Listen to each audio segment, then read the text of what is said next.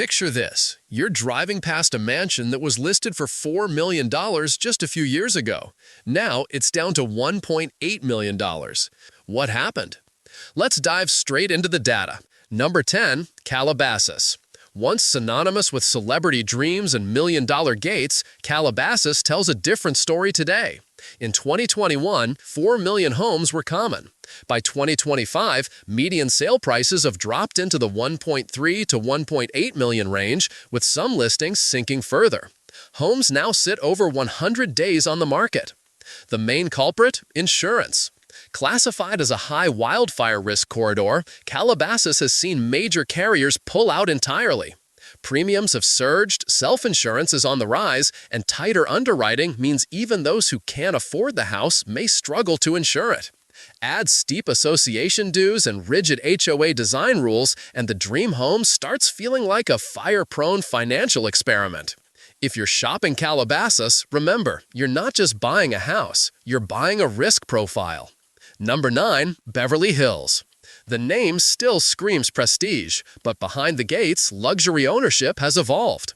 Homes that once sold for $6.5 million plus now carry a median of around $2.8 to $3.0 million, though trophy estates still command $12 to $26 million or more.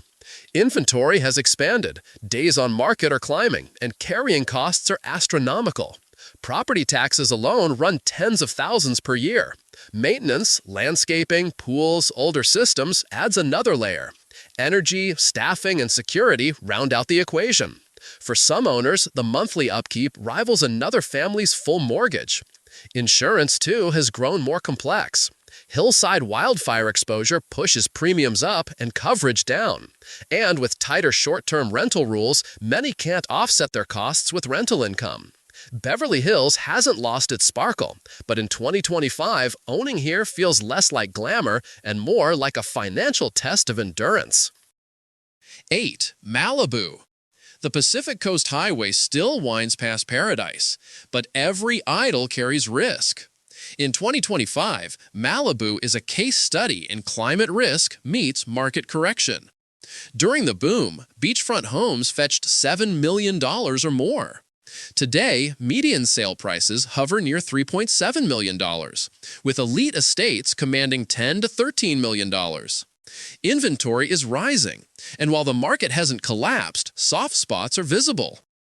Insurance is again center stage. Private carriers have retreated from zones that combine wildfire, landslide, and flood risk. Many owners now rely on expensive, limited coverage state or specialty policies, often costing tens of thousands each year with exclusions intact. Revised federal and state risk maps have pushed more Malibu parcels into higher hazard categories, reshaping both insurance and lending decisions. Out here, buyers must weigh what's covered against what's not, because even paradise has a deductible. Number 7, San Francisco. For years, San Francisco was a guaranteed wealth generator. But in 2025, even this city of Golden Hills is rewriting its equations. The top 5% of the metro area, mostly the city and San Mateo, now sees a median luxury sales price around $6.4 million, up 5% year over year. High-end transactions are up 14%. But this strength is narrowly focused.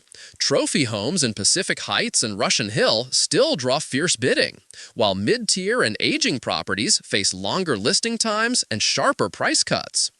Ownership costs stretch beyond sticker price. Property taxes are steep.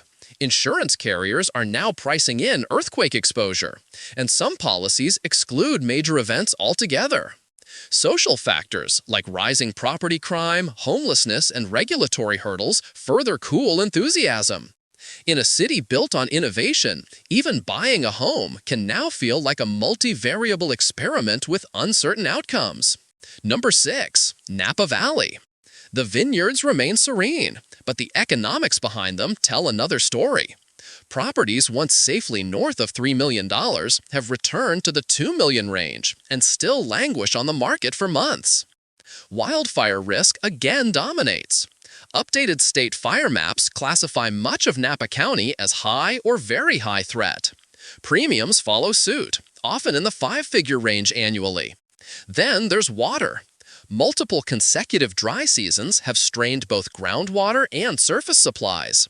For estate owners or buyers managing vines and landscaping, water access is now a bottom-line concern. Add in the costs of rural maintenance, aging infrastructure, and higher borrowing rates, and the pool of luxury buyers has thinned.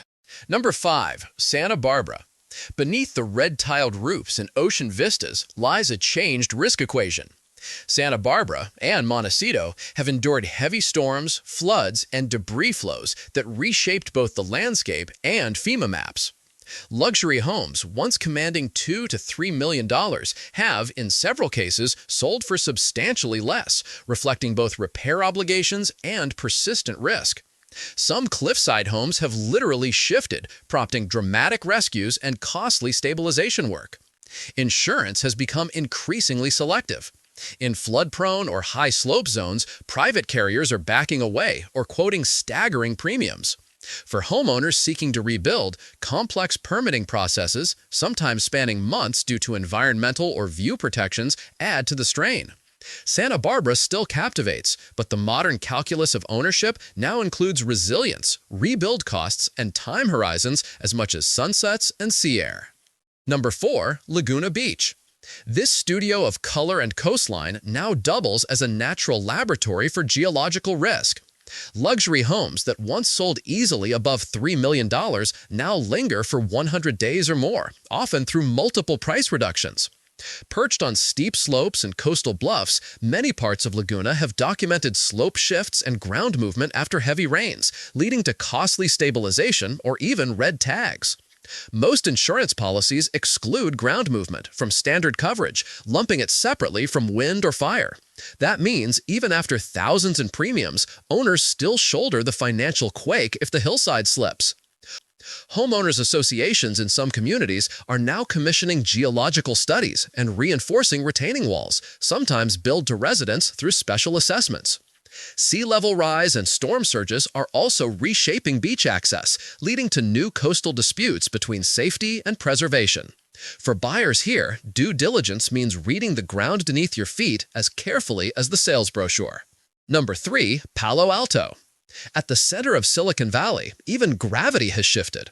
Once, modest-looking homes fetched astronomical sums simply for their zip code. Now, luxury listings that soared past $4 million are being reduced, and some high-end homes remain unsold for months. Tech sector layoffs and corporate restructuring have cooled demand. With more professionals working remotely or relocating, proximity to campus no longer drives value like before. Carrying costs, property taxes, fire and earthquake insurance, and constant system upgrades have redefined affordability. Add in notoriously slow permitting and zoning reviews, and the once effortless equity churn has slowed. Still, Palo Alto remains a premier market, but its lesson is clear. Even in wealth's epicenter, price appreciation is no longer automatic. Number 2. Palos Verdes. The peninsula's sweeping ocean views remain timeless, but the market dynamics have changed. Luxury homes that pushed past $4 million during the pandemic have seen notable price reductions, with activity in the ultra-high tier slowing. Remote and hybrid work have untethered many affluent buyers from the need to live near LA centers. Meanwhile, others are seeking better value inland or out of state. Carrying costs here are steep. Property taxes, aging infrastructure, and sharply higher insurance premiums due to wildfire, earthquake, and coastal erosion concerns. Buyers calculating total ownership find the view premium offset by constant maintenance and risk.